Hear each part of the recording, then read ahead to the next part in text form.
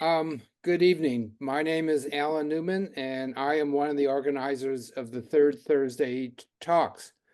Tonight, we welcome back Tom Konrad. Tom holds a Ph.D. in mathematics from Purdue University and is a chartered financial analyst. He has put those skills to good use as a hedge fund manager for investing in clean energy stocks. And if you missed his earlier talk on investing in green energy stocks, you can find it on our YouTube channel, Third Thursday Environmental Series. That's one big word, like a German term, where tonight's talk will also go. Tonight, Tom will be wearing a slightly different hat, using his experience as a clean energy coach to help us navigate the 21st century choices for upgrading our homes to renewable energy and saving money in the process. In his capacity as a clean energy coach, Tom works with New Yorkers for Clean Power and advises Ulster County on achieving 70% renewable energy by 2030, a very ambitious effort. On a personal note, I got to know Tom when I joined the Marbletown Environmental Conservation Commission around 6 years ago. With Tom as chair, our town has made remarkable progress toward becoming a clean energy community, inspiring citizens, including yours truly, to switch to clean energy products. Tom has secured literally hundreds of thousands of dollars of state grants to upgrade our municipal buildings and systems. For example, most recently allowing the town to purchase two F-150 Lightning electric trucks for our highway department and upgrade the town municipal building with solar. Well, I could go on with a long list of Tom's contribution, but I'm confident that tonight's talk will make his expertise abundantly clear. So Tom, take it away. Thanks, Alan. I'll share my screen here. So Alan covered what we'll talk about today, electrifying your home. I'll give the slides to share at the end if you want, actually, but I can probably, well, since you probably can't copy that URL, but we'll have these slides available as well as the presentation. Alan read my bio, so we'll skip it. And let's talk about planning your transition to clean energy. So for a lot of people, it's very important. Actually, for most people, it's important to plan, because if you don't have a plan to transition, what happens is your boiler breaks and you have to make a decision in the middle of the winter, and you can only find one person, if you're lucky, to fix it. And they're going to offer you another fuel oil boiler to replace the one that broke. That makes the transition expensive. If you want to, instead, you wanted to have heat pumps. If you bought the heat pump a year before, when it looked like your oil boiler was getting old, one thing, it wouldn't have broken in the middle of the winter, but the second, you're not paying for heating systems twice. So that's why we plan. It also just sort of gives you, if you do it in a deliberate manner, it gives you time to shop around and choose the best solutions. There's lots of different ways to go to clean energy. And if you make a plan that just sort of is cookie cutter for anybody, it may not work. It may not be the best one for your particular house.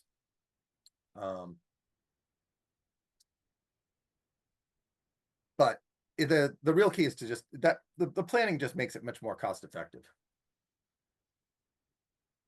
So how do you make the plan? Well, the main thing is, if the goal is getting off fossil fuels, figure out what you use fossil fuels for. And, you know, do you buy gas for your car? Do you buy fuel oil? Do you buy fracked gas from Central Hudson for heating, or instead of fuel oil or propane?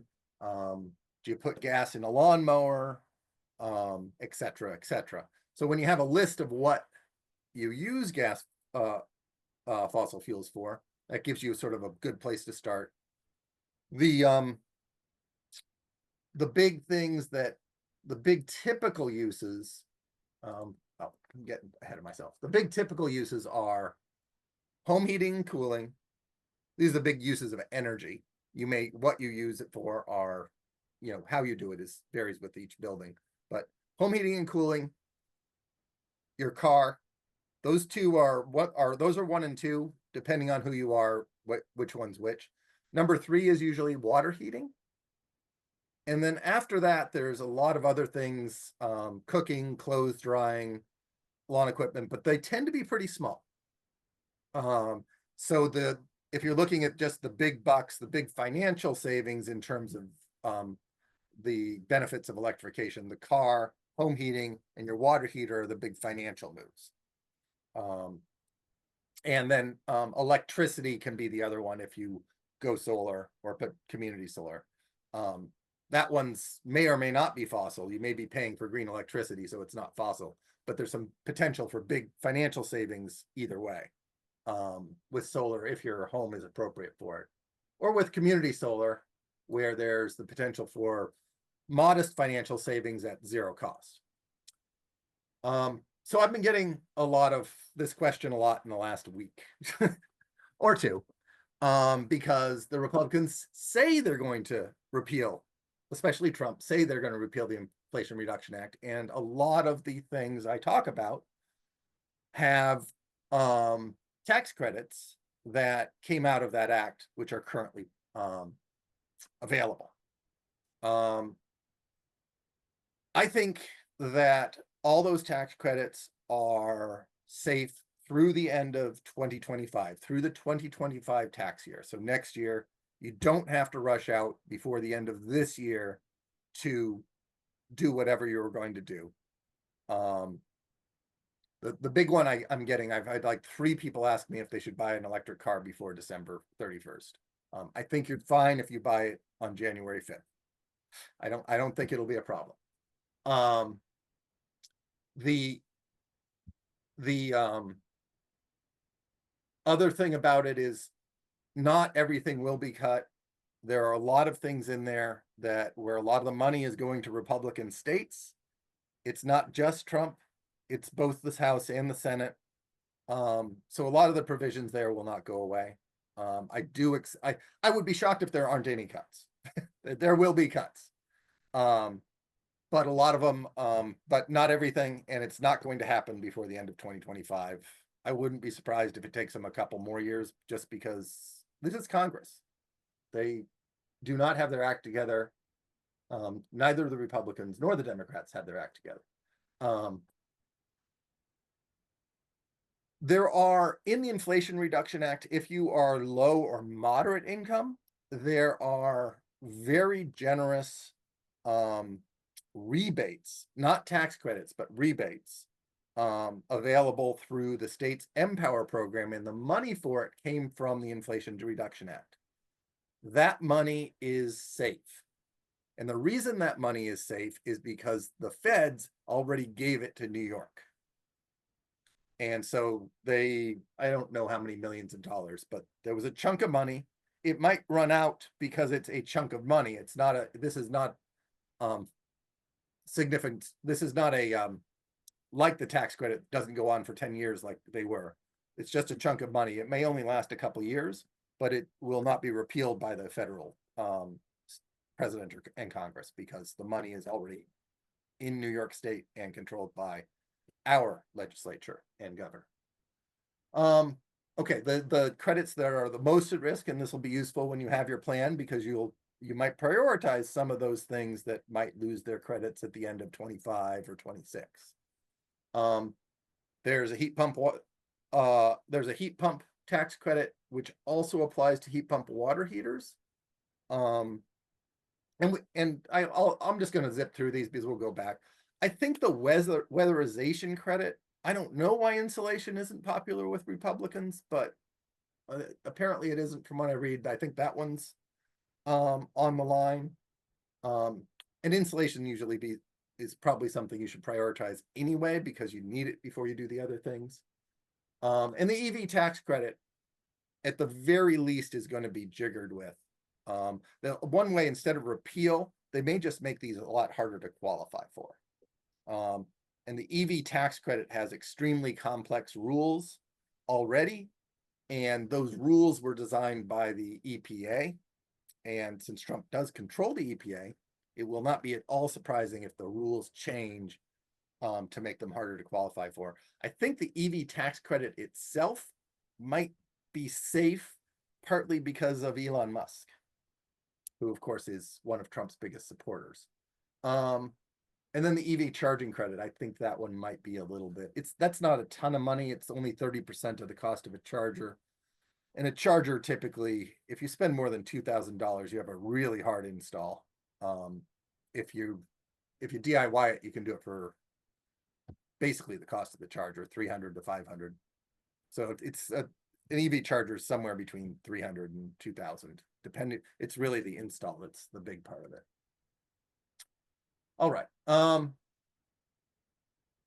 If you don't feel like you got enough out of this talk when we're done, this is where you go to set up a 45-minute free coaching session with me or one of 2 other coaches or 2 EV. We have like 5 coaches, 2 specialize in electric vehicles on New Yorkers for Clean Power. If you go to New Yorkers for Clean Power coaching, it'll show up in Google.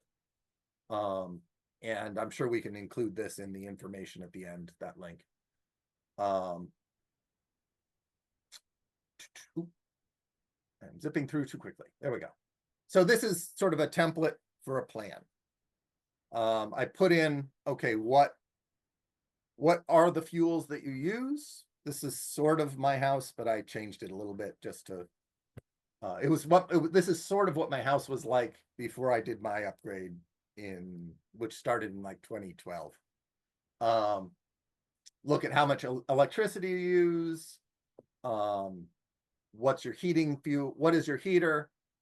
How do you get hot water? What do you drive? What type of stove? And then I didn't have a riding lawnmower, but I put it in because a lot of people do around here.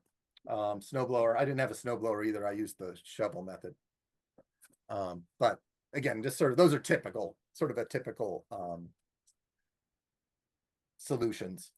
So then go through them one by one and figure out what the right solution is. With electricity supply, you sort of have 2 options. You can put solar on your house if you have a good roof. And a good roof means not facing to the north, not a bunch of trees in the way. If it faces west, if it faces east, that actually is not too bad.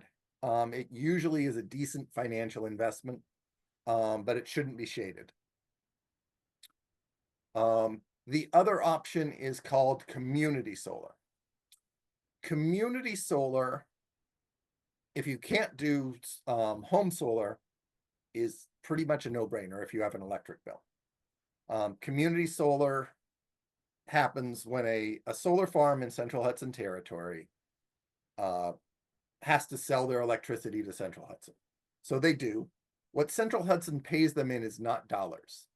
They pay Central Hudson in Central Hudson bill credits. Their solar farm, they produce electricity, they don't consume it.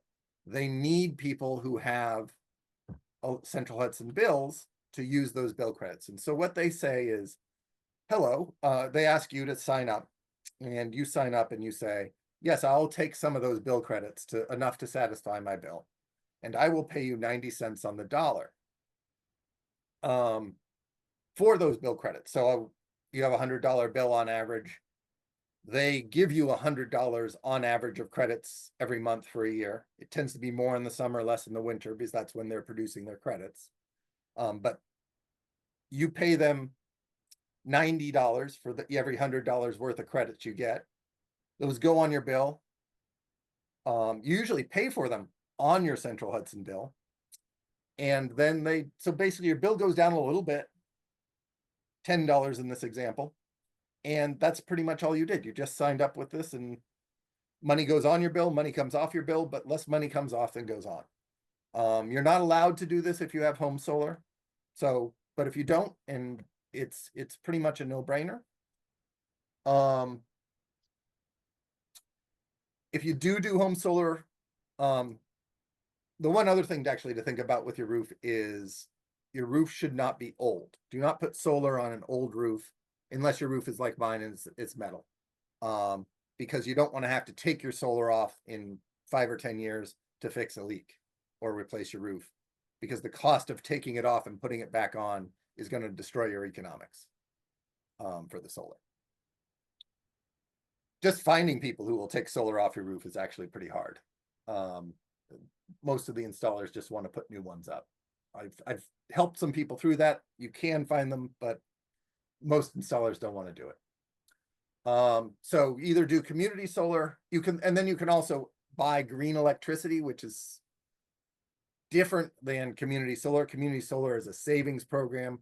Green electricity says you basically an agreement with a solar farm or a wind farm out there saying they're giving you an allocation of their green attributes. I'm producing 5 megawatts of green attributes and people will pay me a little bit cents for it. I don't really push that because it doesn't save you money. And there's a lot of other things you can do, which we'll get to here, that do save you money by just cutting your energy use. Once you've done everything else and you want to be a little greener, then fine, you'll be paying a little more. This is also, again, my house here. And as you've noticed, the solar panels look different in different places and they're labeled. This is because I made the mistake of, I put solar in, then I got heat pumps, which increased my solar bill. So I put more solar in. So the ones were the first round in 2014. In 2017, I added these panels. And then, actually, I think this was 2016. And then 2018, I switched to electric driving and I didn't have enough solar. And I used every other little bit of my roof to put these tiny little panels on, which I couldn't find anyone to do, so I DIY'd it. But if I'd planned it ahead of time, I would have probably done, I would have arranged it better and got more on my roof. I still don't have quite enough. I might have done a ground mount system on the side, but it was basically a piecemeal and it made it more expensive. So it often is good to do the heat pumps in the electric car first, or at least have a good estimate of how much electricity you're going to use. But if you build too big a solar array on your house too soon, the amount of money you get back from Central Hudson, well, what happens is your credits, if you just start getting extra credits that just pile up on your bill, and you have to sort of use them up later. However, filling your roof is generally not a bad idea. Once you've fully electrified your home, it's really hard to fit enough solar on your roof to satisfy that. So if you overload for a couple of years and build up credits until you'll electrify the rest, you'll probably use them. It just is a delay. You can also consider battery backup. Battery backup in and of itself is not particularly green because it's just, you're putting something else in that has resources used to make it, but it's a greener way if you are subject to a lot of outages to walk you through outages. It's gotten reasonably priced if you're careful about how much you have to back up. But it does work with solar pretty well because you get a little bit of refill even when the power's out. One thing some people don't know is that your solar panels will stop working when the power goes out if you don't have battery backup. And the reason for that is they're designed that way so that they don't send solar into a grid that an electrical line worker thinks is not powered and hurt it. If you have battery backup, you also have some mechanisms that sort of pull your house off the grid while it's operating and keeping your grid running. This is the same as if you had a generator. So I talked about community solar. Marbletown has just started a program, and I kept on talking about the 10% savings. So all of us can get 10% savings unless they have solar on the roof. And just go to this URL, cleanenergymarket.centralhudson.com. Or you can go to Central Hudson and go through the programs and look for community solar. They have a marketplace. You can find 5 different solar providers and sign up. It's really easy. But if you are low income and can prove it because you qualify for SNAP or HEAP or one of the other low income subsidy programs, there is currently a solar farm which was built with another benefit of the Inflation Reduction Act, that if you built a solar farm to benefit low income people, you got a bigger tax credit. And the way they're qualifying it for benefiting low income people is that they're signing up the low income people for community solar. And because they get a bigger tax credit, they can offer those people 20% off those bill credits they'd be getting. So if you're low income, you have a friend who's low income, it's a great thing to sign up. It's a great deal. You can get 10%. If you live down in Con Ed territory, you could get 5% because they don't have very many solar farms and they have lots of people. But most of the rest of the state can get 10%. This is the only place I know where you can get 20%. Plus you get $100 gift card when you sign up.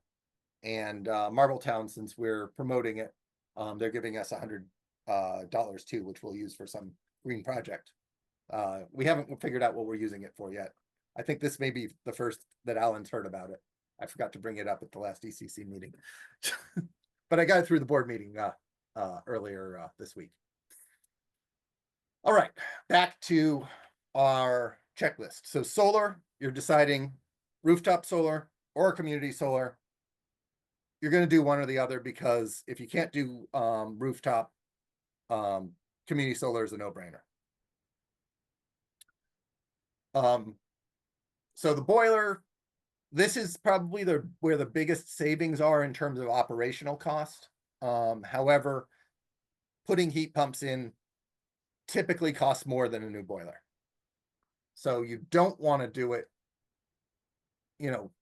instantly. But if your boiler is getting old, maybe you want to do it before the end of 2025 and get those tax credit. But before you switch to heat pumps, you want to insulate your house. We have a question from Michael. You want to ask a question? Yeah, well, you said if your boiler's getting old, how would one know if one's boiler is approaching the end of its Well, life? the first thing to do is look at it and look for the little tag that says when it was installed. I mean, boilers can last a really long time. Some last 30 years, but if it was installed in the last 5 or 10 years, it's not old. Right. Mine was if it's over 15 years old, then you might know. You can also, you should be an efficiency rating on it. But yeah, I think mainly just how old is it? And obviously if it's broken down recently and you had to have it repaired, just like a car, every time you start having it repaired, the next repair tends to be more expensive. So if it's starting to break down, it's getting old. Does that make sense? Yeah, but I mean, as you said, there are some, I've lived in houses where they seemed like they were from the last century and they're still operating. Well, the other thing is, even if it's still running, some of the really old ones are very inefficient. And so replacing them sooner also makes sense on a financial set. So the most efficient boilers are like 90% efficient, an oil boiler. Usually 85 is actually pretty good. The rest of the heat goes up through the flue.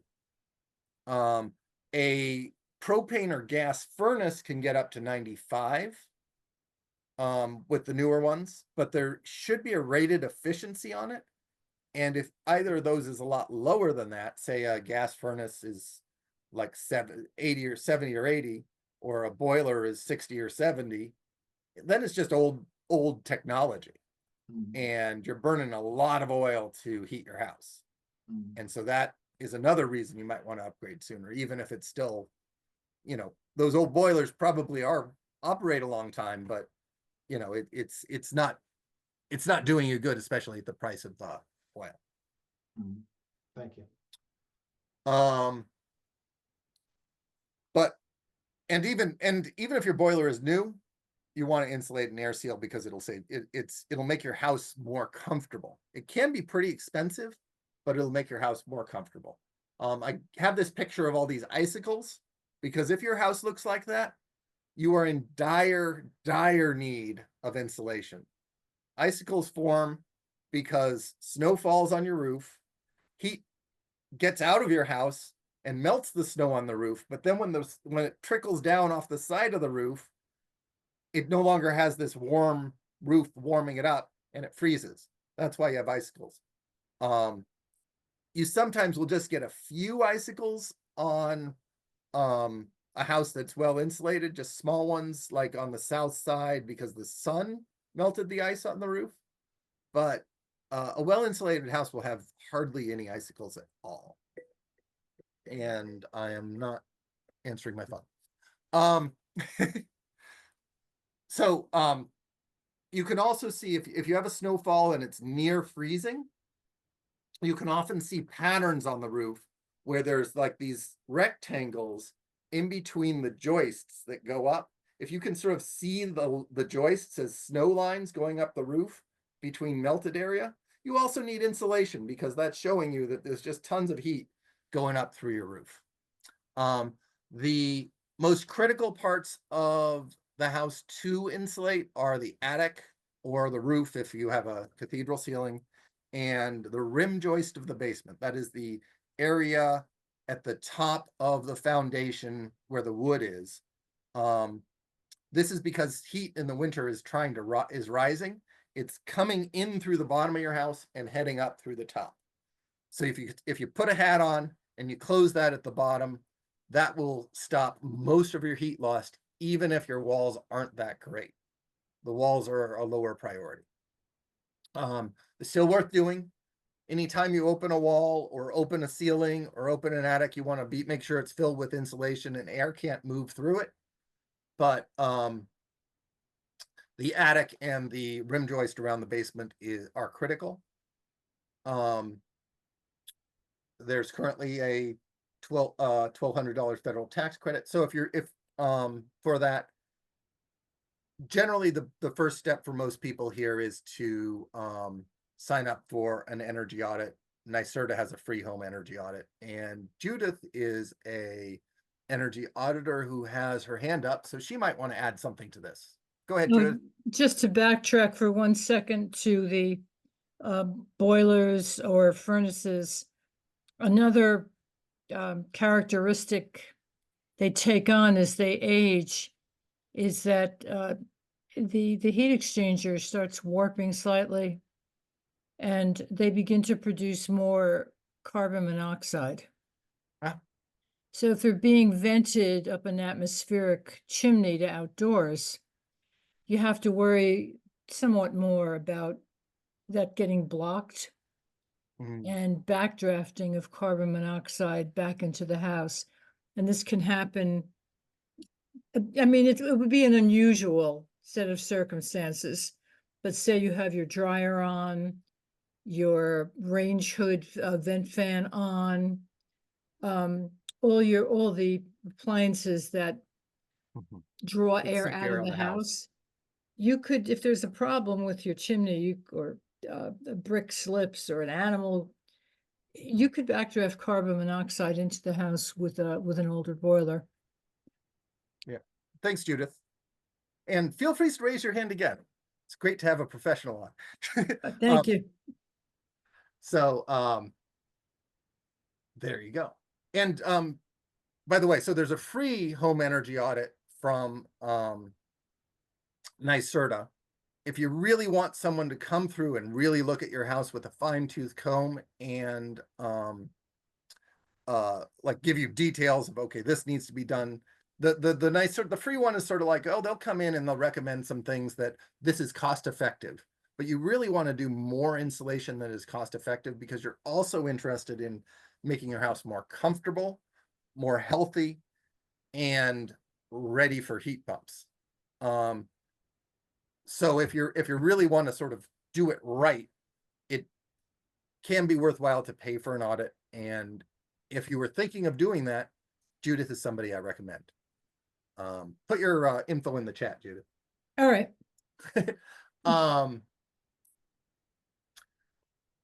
Okay, so what are the choices after you've insulated for heating your home and cooling your home? For most people, the most cost-effective choice in our region is air source heat pumps, as pictured here. They have an outdoor unit that looks like an air conditioner. They have an indoor unit that looks like a commercial air conditioner you see in restaurants all the time. These are becoming more familiar, but around here, but that's what they can look like. You can also get central heat pumps that basically look like a central air conditioner. They work through your ducts, through your air ducts, and have a bigger outdoor unit that looks identical to an outdoor air conditioner unit. And then the third option is a geothermal heat pump, which instead of the outdoor air handling unit has a ground loop. It's a series of wells with water flowing through them, or antifreeze, to exchange heat with the earth. From least expensive to most expensive is central air source heat pump, mini split heat pumps, geothermal. That was least expensive. And it's also in that same order. That's least efficient to most efficient are the choices there. Sort of so it depends on your priorities. Efficiency becomes more important as electricity prices rise, which they have been doing recently. If you don't have air ducts in your house, suppose your house was heated by radiators, floorboards, mini splits pretty much are the most cost-effective option, because both geothermal and a central air source heat pump really require ducts. If you could have ducts put in, but once you put in new ducts, you lose all the cost advantages of a central system. The other advantage of the mini split system is it's automatically giving you zoned heat. There's a heat pump in every room, and every room has its own thermostat. Now, that can be a little annoying because there's just so many little remotes you have for every single heat pump. They can put that on the internet and have a little internet display so you can control them all separately. But the extra comfort of not having, being able to turn off your guest room, and keeping the bedroom a little cooler than the main living space to your preference, I think for a lot of people tends to be worth it.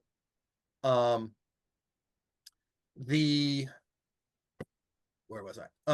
The other objection a lot of people have to mini splits is, gosh, they're ugly. If that's your reaction, then you probably want to go to a ducted system. There is a new type of mini split, a new brand of mini split coming out called Quilt. And I have heard that Rycor is now installing them. Rycor is pretty much the leading mini split contractor in the area. They mostly do Mitsubishis, which is good quality, but as ugly as any of them. But the Quilt ones, some people find them more attractive. So if you're one of those people who thinks, I don't want those in every room of my house, take a look at what the Quilt ones look like and see if that might be less objectionable. Or you want to go to a ducted system if you have ducts. Okay. Oh, did I skip it looks like I skipped I lost my slide for heat pump hot water heaters. So I'm just going to talk through it.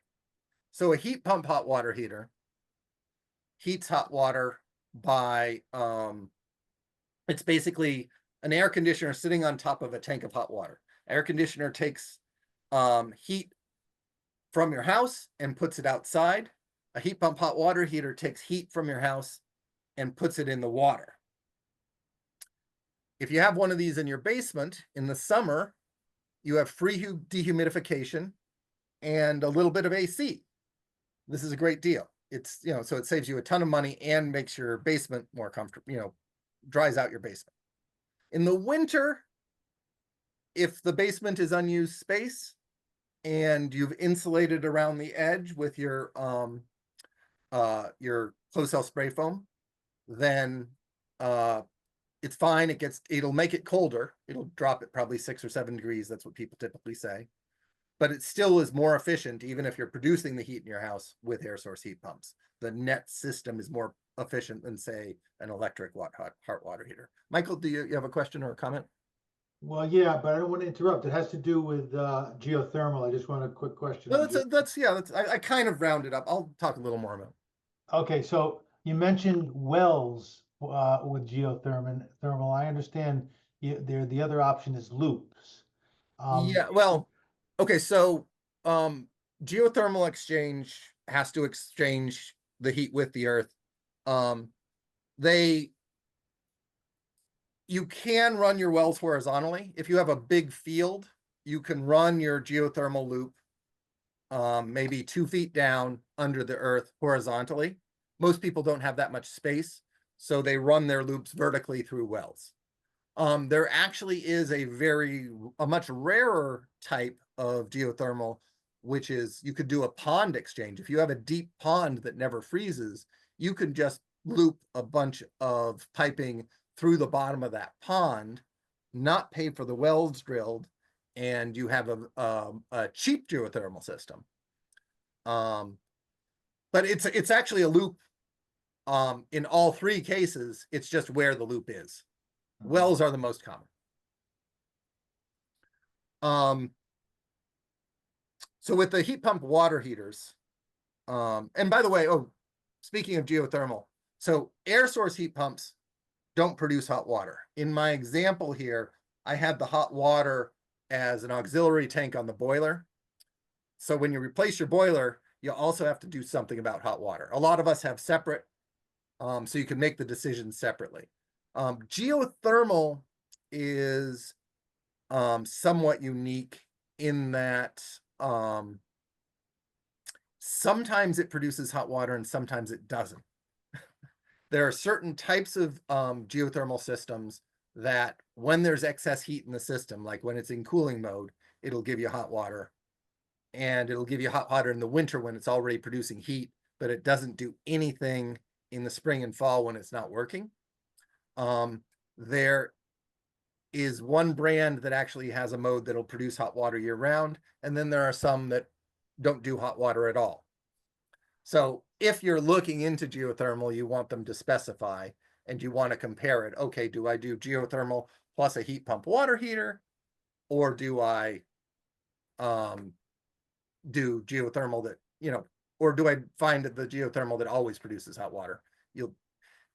When you're going with geothermal, there's not a lot of contractors around, so you're not going to have every choice in front of you, because it is a more expensive system. So they're just, there's 3 or 4 contractors total you can call in the area. So on heat pump hot water heaters, one thing that's important to remember is they cool the air around them. If your hot water heater is in a closet off your kitchen, that potentially is a problem, and you might not want to go to a heat pump water heater. Or typically heat pump water heaters are actually hybrids. They have a mode where they use the heat pump, and they have a mode where they just are a standard electric hot water heater. And what you can do in that situation is, as long as you have a louvered door on your closet in the kitchen that exchanges air, you can put it in heat pump mode in the summer when it would cool your house, and that's a nice thing. And then in the winter, when cooling your house is a bad thing, you could put it in electric mode, because the big energy savings from a heat pump water heater are in the summer, because at that time, you not only are getting the efficiency advantages of the heat pump, but you're getting free air conditioning. Michael, you mind putting your hand down, because I want to, Oh, sorry. Yeah, it's just, I keep on thinking someone has, Judith has something to say. Okay, Judith. Well, I have a heat pump water heater in my basement, and I want to keep the basement relatively warmer. so that the heat exchange is more efficient.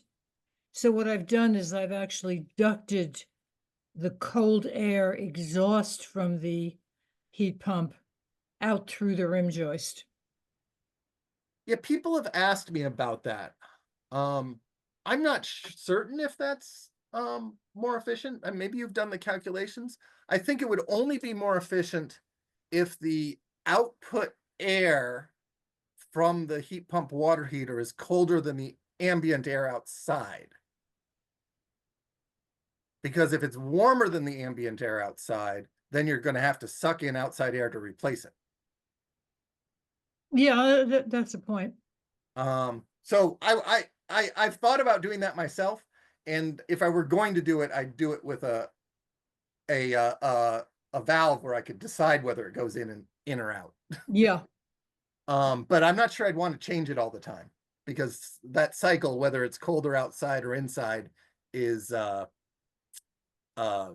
changes every day, most winter days. Around here. Well, also what's happening is that the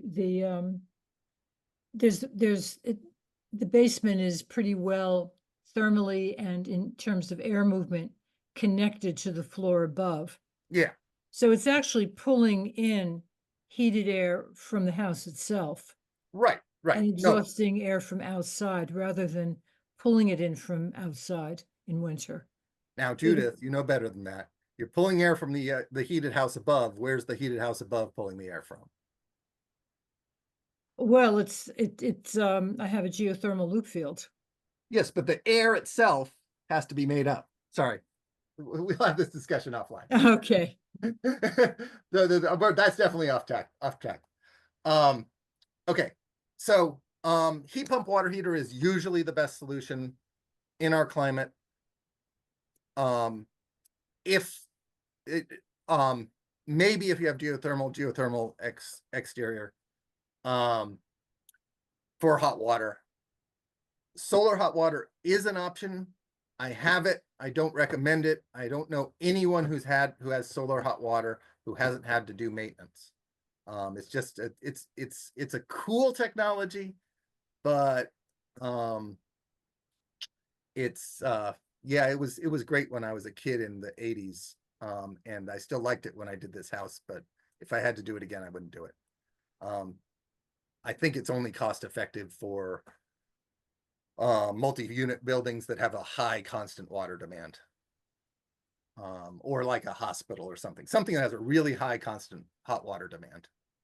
For individual single family home, the install is I think you're a lot better off with a heat pump water heater plus more electric solar. Okay, so let's replace our car now. So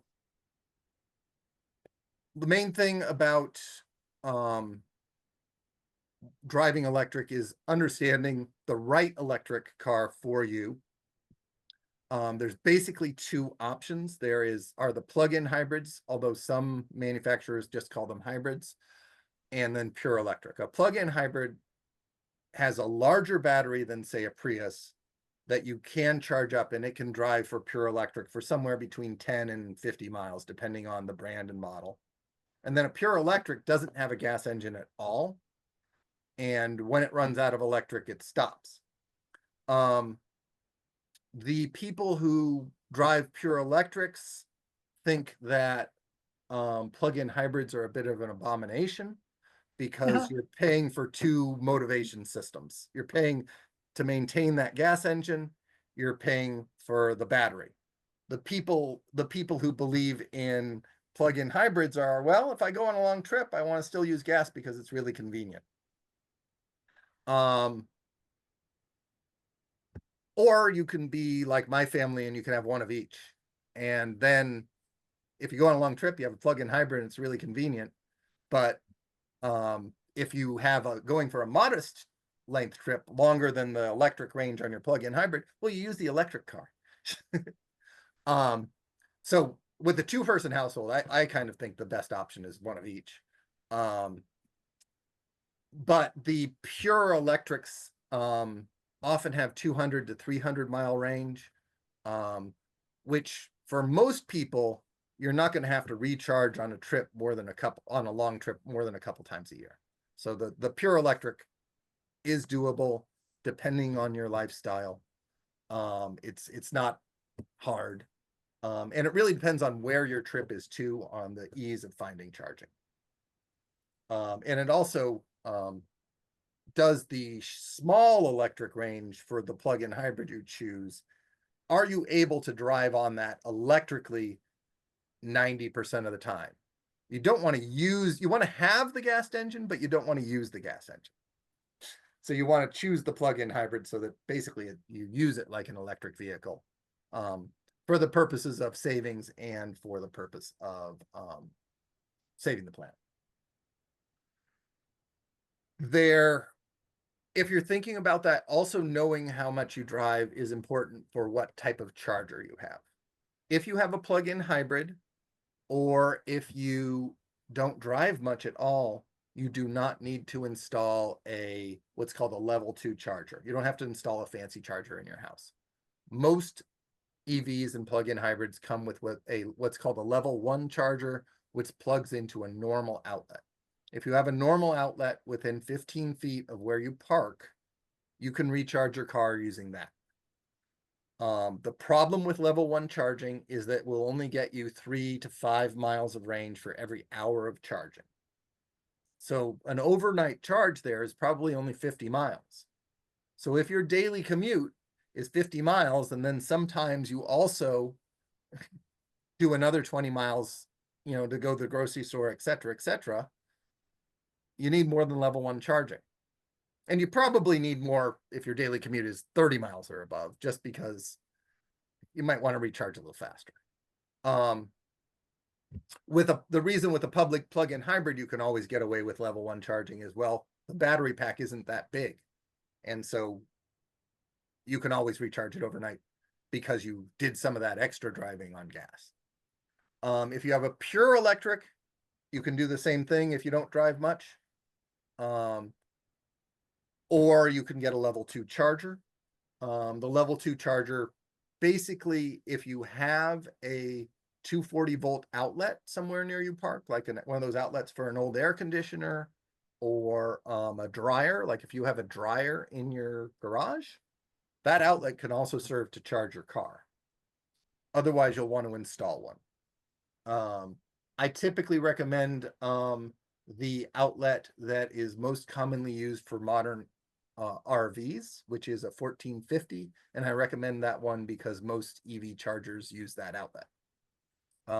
But if you already have a 240 volt outlet that is a different type, you can find an adapter, and you have a very cheap install. So in that case, go for it if you already have an outlet. But if you're going to get one installed, get the RV outlet, which is a NEMA 1450. So there's a lot of EV rebates and tax credits. I think they'll be here through 2025. Actually, maybe so there's down here, in yellow, I've highlighted that this 45W tax credit applies to leased vehicles. So if most of the car tax credits, if you make too much money, you can't get them. If the car is too expensive, you can't get them. And if the battery was manufactured outside the US or is from non-US materials, non-allied materials, you don't get them. Those are the rules. And so some cars just don't qualify. But you can sort of qualify through this business tax credit loophole by leasing the car. And because of that, there are often pretty decent leasing deals on EVs. That particular tax credit, the ruling that it applies to leased vehicles, I think is probably the thing that's in the most danger from the Trump administration, because the EPA can change that. The EPA, or maybe it's the IRS. But anyway, the administration can change that interpretation to say, no, it doesn't apply to leased vehicles anymore. They don't need Congress.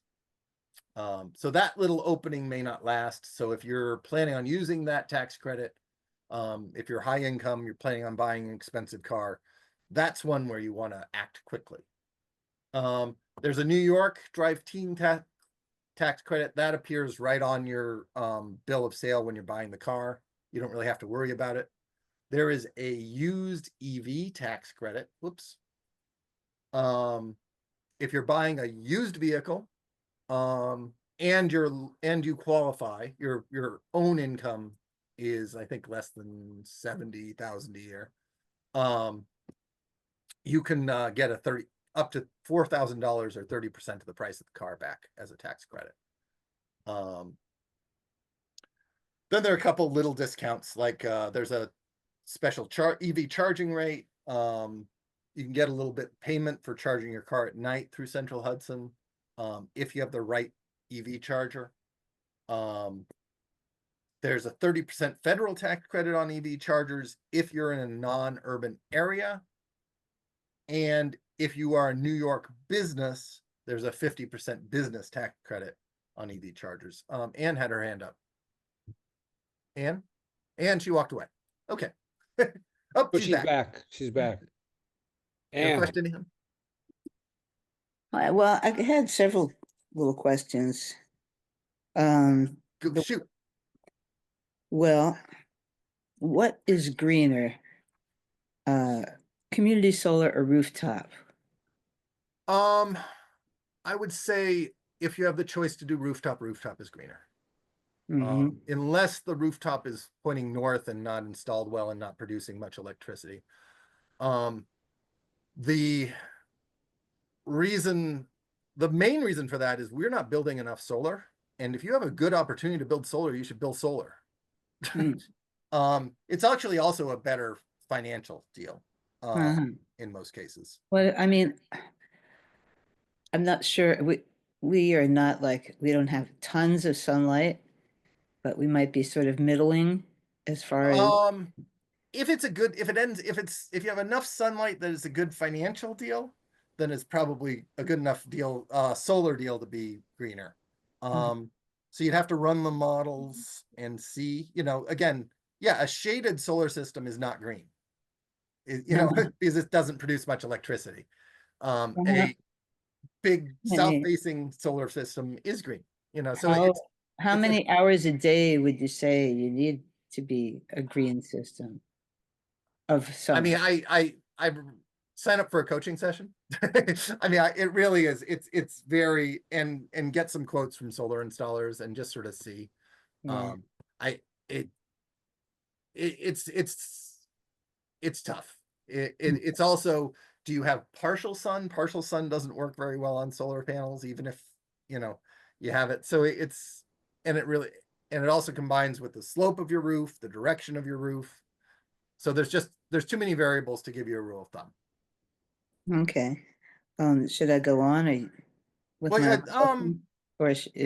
want to? Let's well, are they on the recent topics I've talked about? Otherwise, we'll do them at the end of the call. Well, okay, about the car. We are ex-Prius owners because we just ran into a deer. Me too. So we're just considering what new car to get, and I was thinking about the Prius. My brother tells me he's a real, The Prius Prime, the plug-in hybrid.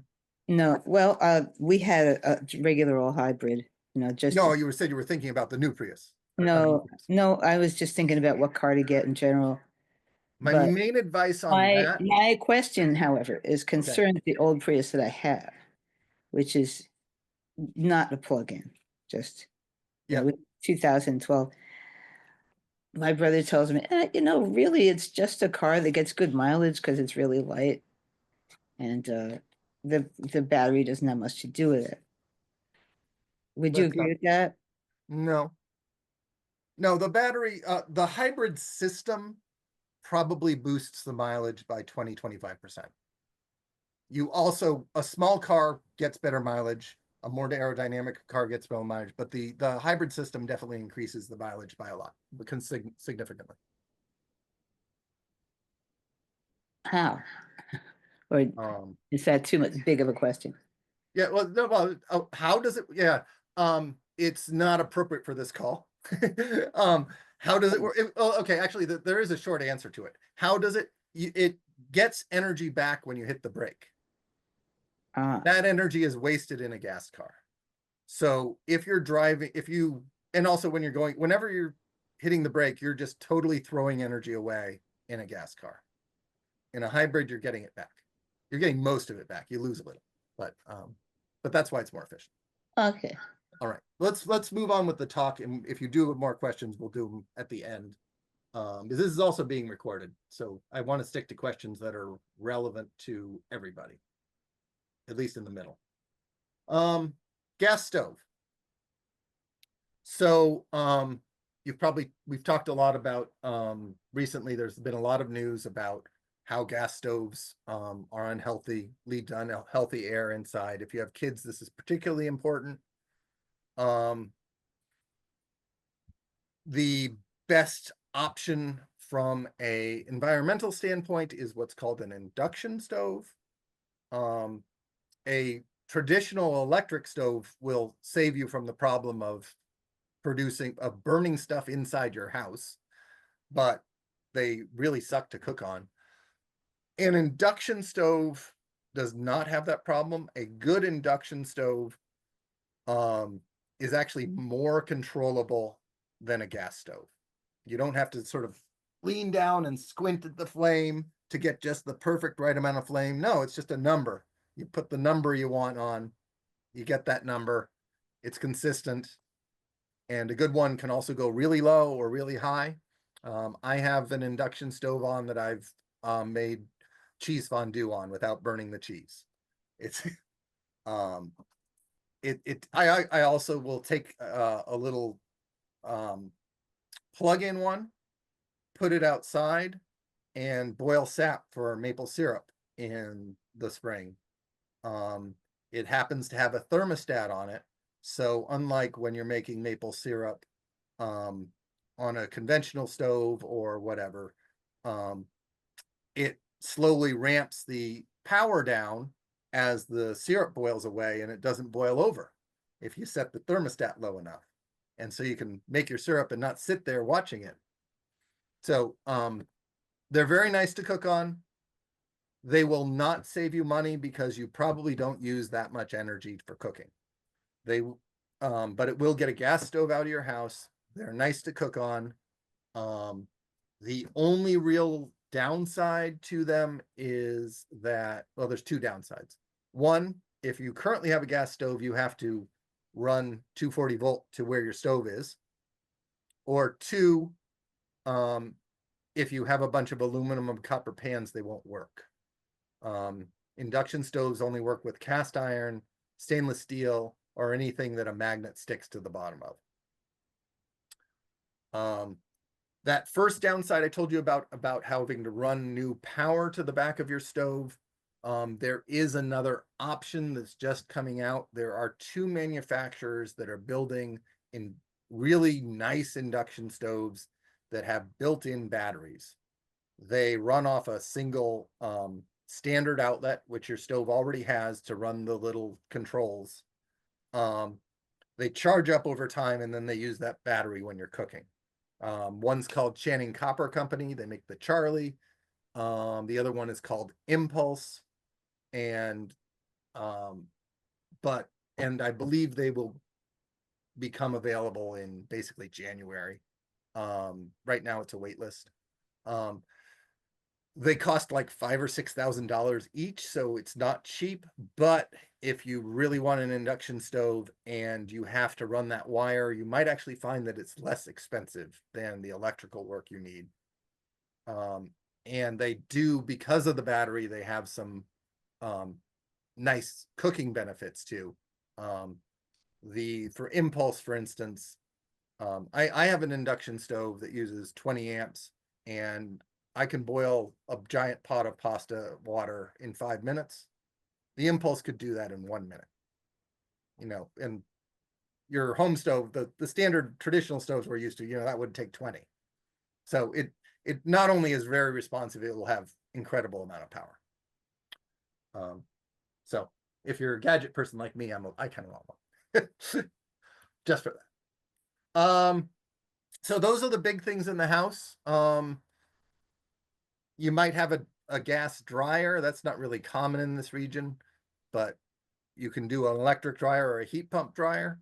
If you have a large family, I go for a heat pump dryer. If you if you don't do too much laundry or use a clothesline, occasionally use the dryer to supplement the clothesline, use an electric dryer. Or just keep using the clothesline. But that's hard in the winter around here sometimes. The lawnmower, electric push lawnmowers are better than gas push lawnmowers. They cost about the same, and they're lighter, they're easier to push. A riding mower, the electric version is pretty expensive, but there are now robot lawnmowers, of which I have one that's been mowing my lawn for 2 seasons, and they're much cheaper than a rider, and you don't have to be out there. So I'm a big fan. Snow blowers are, I think there are a good electric snowblower is better than a gas snowblower. There are a lot of electric snowblowers out there that are underpowered. I have an Ego 2-stage. It has more power than my old 2-stage gas one did. But there you go. Oh, there's my snowblower. It did that. It had no problem. The batteries do wear out.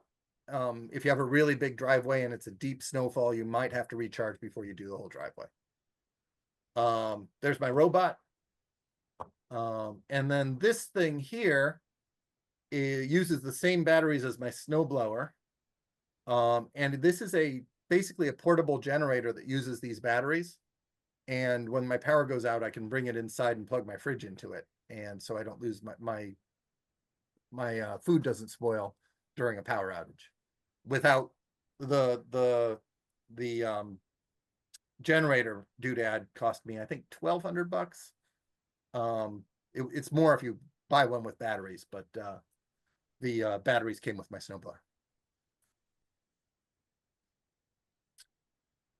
So the other thing you have to think about, so you've made your plan, you think of all these electric devices you need. You might have to do an electrical upgrade to accommodate them. If your house has 200 amps, which is standard on newer houses, you probably have enough power to charge your car and run all your heat pumps, etc. If you have 150 amps, you're probably good, unless you have a really big house and had a ton of heat pumps, or you want to charge your car really fast. Most people don't need to charge their cars really fast because you're charging them overnight.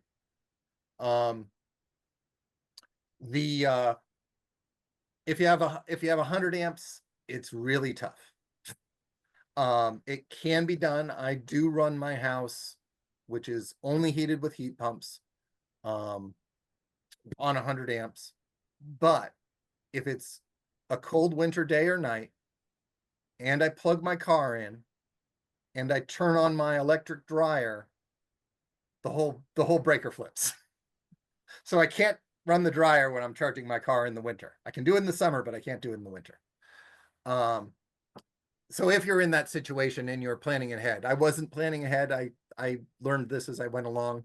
And now I've got it working. But if you're early in the stage, maybe you think about getting, and you only have 100 amps, think about getting it upgraded early in your process. You also might not have enough room on your panel for all the things you're thinking about putting in.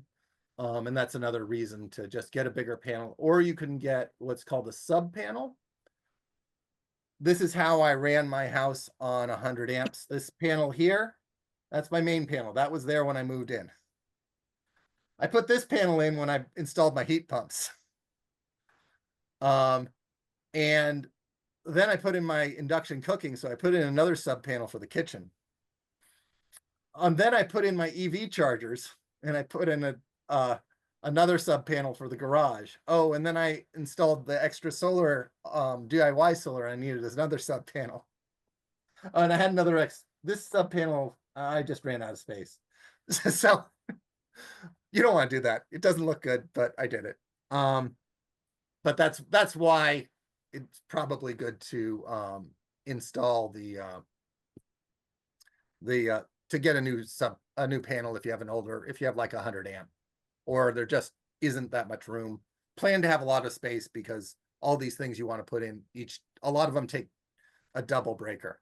The electric car takes a double breaker. The electric water heater, the heat pump water heater takes a double breaker. The electric stove takes a double breaker. And each heat pump, so if you're doing mini splits, each of those potentially 5 to 7 heat pumps you're putting in takes a double breaker.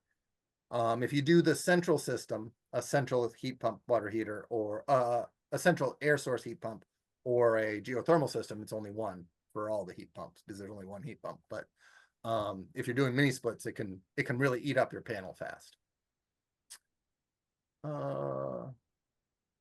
This is just a page on all the federal rebates. If you go to rewiringamerica.org, they have a good guide to all the rebates in the federal ones. Those are the ones we have to worry about. They might go away. So it's worth going there, seeing what's there, what's in your plan, and what you really want to rely on for your plan. Maybe you want to move those things forward. There are also significant incentives through Central Hudson. The heat pump water heater one is one of the biggest ones. It's $1,000. You can buy a heat pump water heater at Lowe's for $1,800. You can get $1,000 back from Central Hudson. You then pay maybe $1,000 to an electrician and a plumber to install it, or you DIY it, and you get another 30% back with the federal tax credit on that. So that one is big, because the heat pump water heater is one of those things, it's often worth replacing early, even if your old one isn't old, just because the economics are really good.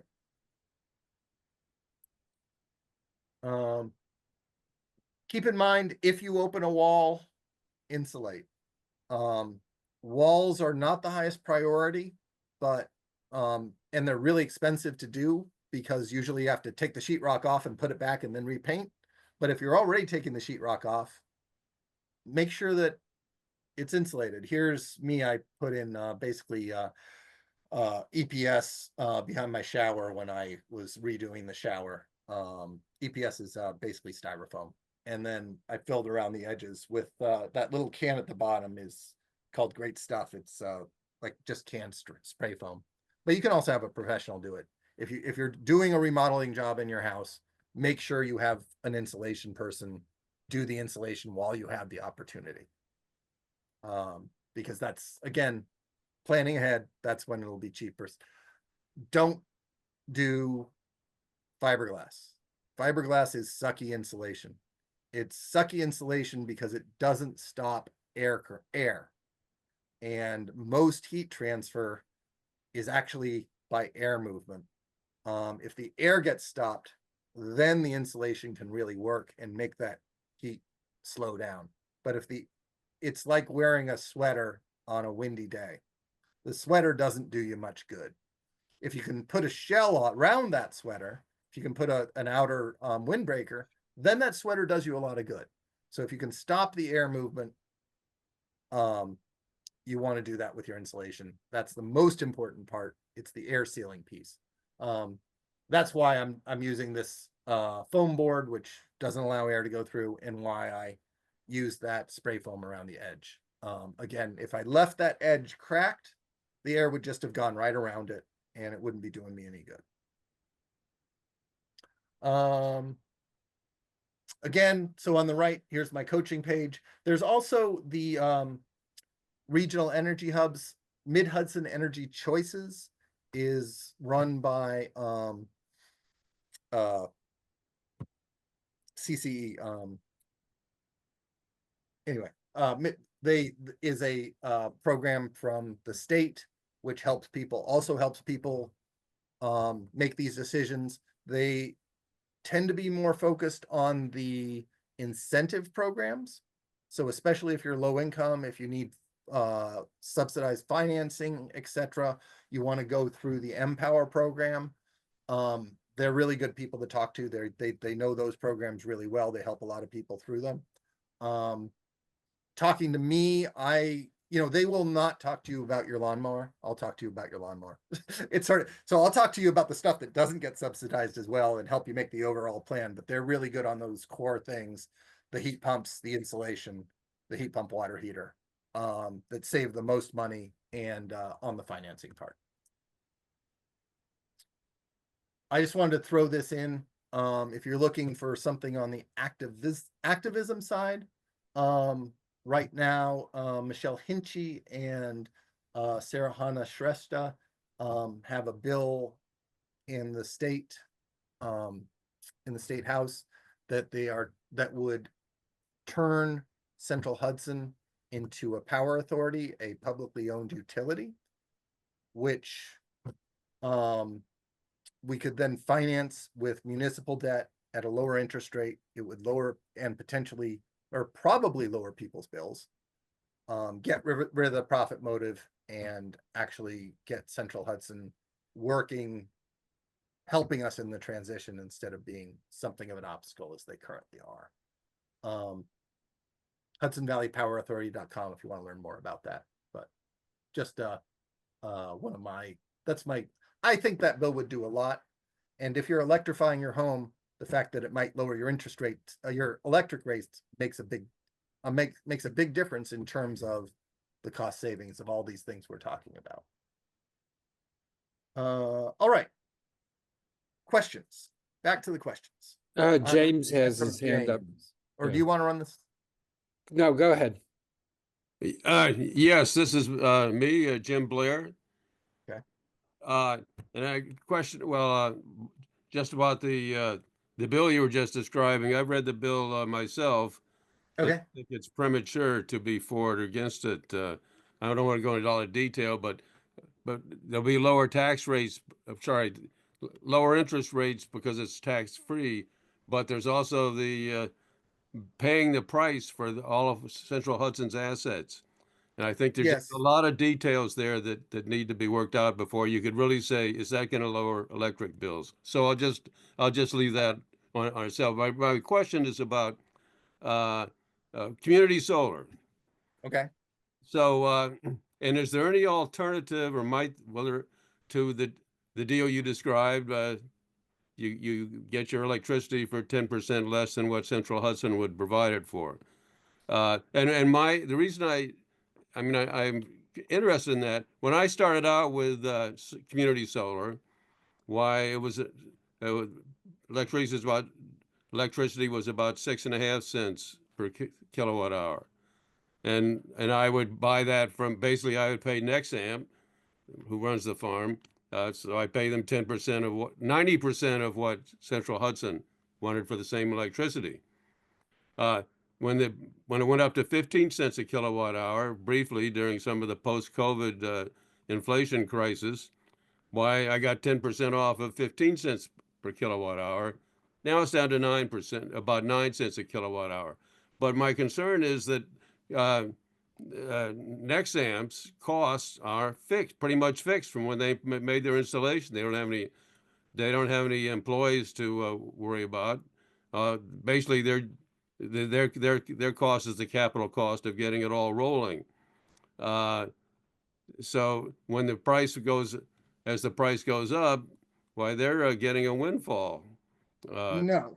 So so community solar, remember how I described it. Community solar gets paid for their electricity. You are not paying for the electricity from the solar farm. You are getting the bill credits that they get from Central Hudson. You have an agreement with them to buy those bill credits at 10% off or 90% of the cost. The amount of money they get paid by Central Hudson is basically the avoided cost of that electricity. But the cost, which they have to use to pay for their expenses. And yes, their expenses are a capital cost, but when they paid that capital cost, they had to finance it. And so they have agreements with their lenders and their capital providers to pay that. So they basically took a risk, just like I did when I put solar on my house. You know, I paid up front in cash. And when electricity prices go up, yeah, I do better than when electricity prices go down, but I didn't know they were going to go up. You know, we don't know when we put solar on our roof, we don't know how good a deal it's going to be because we don't know electricity prices. What we really are getting is lower risk. And that's what they got. They got lower risk. So, yes, they might, when electricity prices go up, be doing really well, but that's the amount they're getting paid for having taken the risk that electricity prices might have gone down. And quite possibly when they did their financing, they took out hedges that would pay them some money if electricity prices went down, but they'd have to pay. There might actually be a third financial party that's getting the windfall because they were worried about the risk of what happened to prices. We don't know. But basically everyone signed a long-term contract. Somebody got better off of it. Somebody didn't, but they didn't know when they signed it. On the Power for the People Act, I can't leave that. Remember that Alan introduced me as a hedge fund manager. It is complex, but it's what I do for a living. I understand it. We will finance the purchase price at a lot lower cost than we are currently paying shareholders. We're currently paying shareholders for their invested money in Central Hudson 14.5%, because that's Fortis's return on capital invested. So we do know. We don't know the exact price they'll be paid, but the back of the envelope is so much savings that it doesn't matter. There will be some savings. I can't tell you if it'll be 5% on your bill or 15%, but it will be savings. Jonathan has his hand up. Hi. Yeah, I got a couple questions for you. The first one is, what's the average solar lifespan on a panel?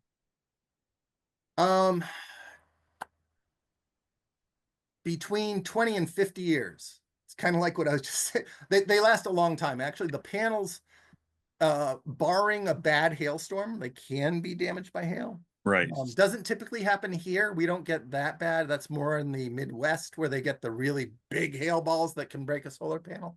Right. They do degrade slowly over time. Maybe losing 0.5% of efficiency a year. Okay. But they actually tend to be the most durable part of your solar system. It's actually the inverter that often breaks first. Okay. But yeah, they're very durable. Okay. It's more durable than most things you buy. Right. And usually people do the financial analysis based on a 20 or 25-year lifespan, which is really conservative. Right.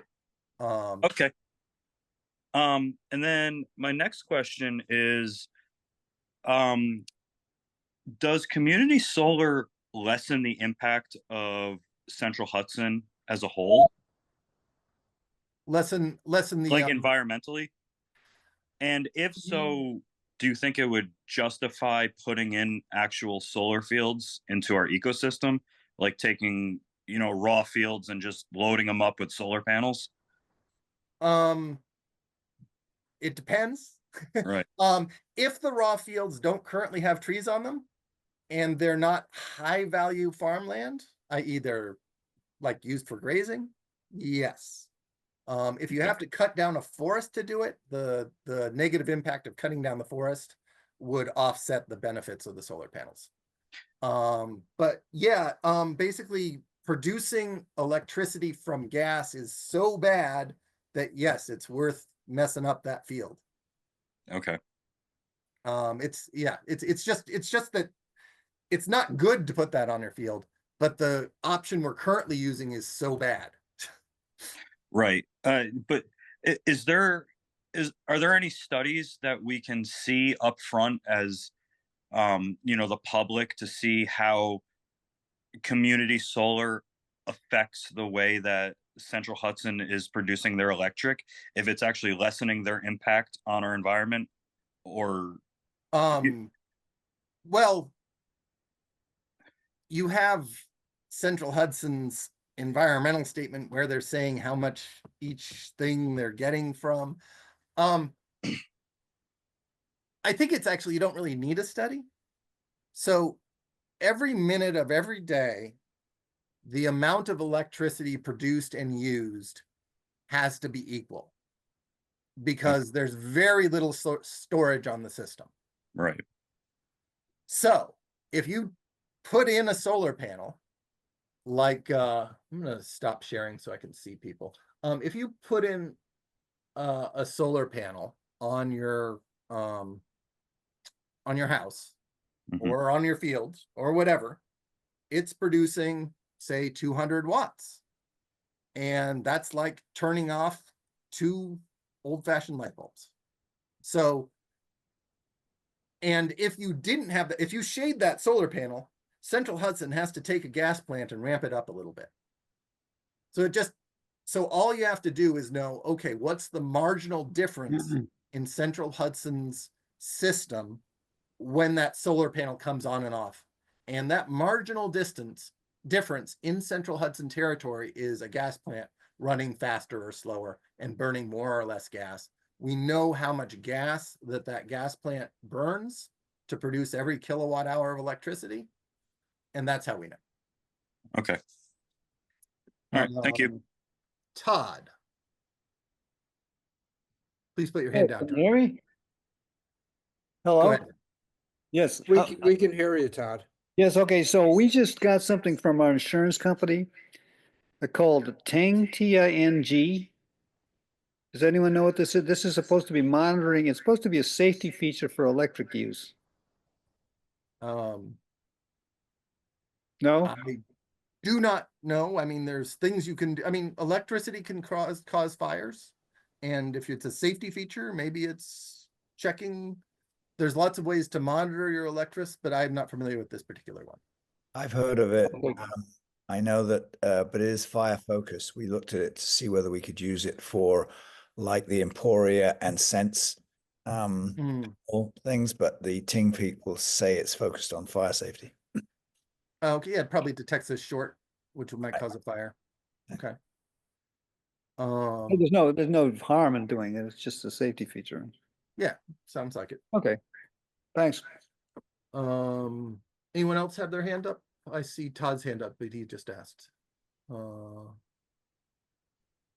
right, well, if that's the end of the questions, let me so here's where you go if you want to sign up for a full coaching session. New Yorkers for Clean Power, nyforcleanpower.org. You just remember the main one and then search around the page for talk to our energy coaches. That will work fine. Or clean energy coaching. I hope you're all working on your plans. Hey, Tom, I did have one question that I put in the chat, and that's how's rock wool insulation compared to fiberglass? Oh, rock wool is better, I believe. I don't think you'd want to use it without an air barrier. They have different, because it's denser than fiberglass, so it probably stops more, but I think air could get through it. So if you have an air barrier, it's again like putting a shell on over your sweater. It'll work, but you just have to make sure you have a really good shell. Rock wool is good insulation. It's a company that's that I own in the hedge fund. So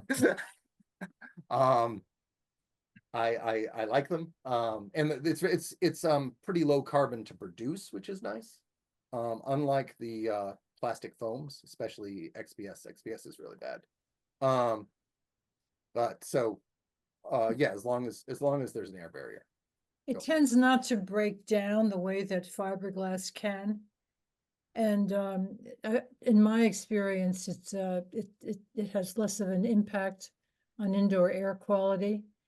It also doesn't provide a very good medium for mold growth because it's inorganic. There you go. I should have just asked. I didn't know she was still here, but yeah, I should just ask Judith.